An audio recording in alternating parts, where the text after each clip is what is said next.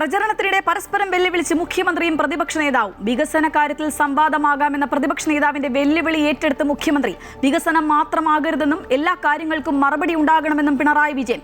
മുഖ്യമന്ത്രി പറയുന്ന സമയത്ത് പറയുന്ന സ്ഥലത്തെത്താമെന്ന വി ഡി സതീശൻ. UDF ക്യാമ്പിന് ആവേശമായി രാഹുൽ ഗാന്ധി. മോദിയും പിണറായിയും കൂട്ടുകച്ചവടം നടത്തുകയാണെന്ന പുതുപ്പള്ളിയിലെ റാലിയിൽ രാഹുൽ. റബ്ബറിന്റെ താങ്ങുവില 300 രൂപയാക്കുമെന്ന് കർഷകർക്ക് വാഗ്ദാനം.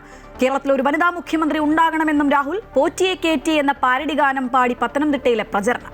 ഡീൽ വിവാദം മുറുകുമ്പോഴും SDPI വോട്ട് വേണ്ടെന്ന നിലപാട് തുറന്നു പറയാതെ CPM. നിയമത്ത് BJP ജയിക്കാതിരിക്കണമെന്ന് ആഗ്രഹിച്ച് വോട്ട് ചെയ്യുന്നവർ ഉണ്ടെങ്കിൽ അതെന്തിന് തടയണമെന്ന് MA ബേബി.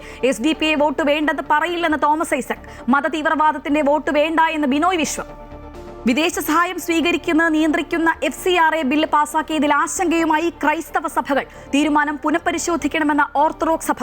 നിയമം ബാധിക്കുക ക്രൈസ്തവരെയെന്ന തൃശൂർ അതിരൂപത. ഭേദഗതിയിൽ നിന്ന് പിന്തിരിയണമെന്നാവശ്യപ്പെട്ട് പ്രധാനമന്ത്രിക്ക് മുഖ്യമന്ത്രിയുടെ കത്ത്. ബില്ല് പാസാക്കിയത് ഗൂഢലക്ഷ്യങ്ങളോടെയെന്ന് കോൺഗ്രസ്.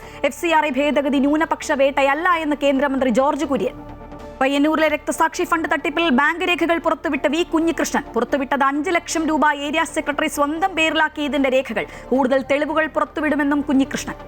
IPL ഇന്ന് രാജസ്ഥാൻ ചെന്നൈ മത്സരം. രാജസ്ഥാൻ വിട്ടെത്തിയ സഞ്ജുവിന് ഇന്ന് അരങ്ങേറ്റം. മത്സരം രാത്രി 7:30 മുതൽ.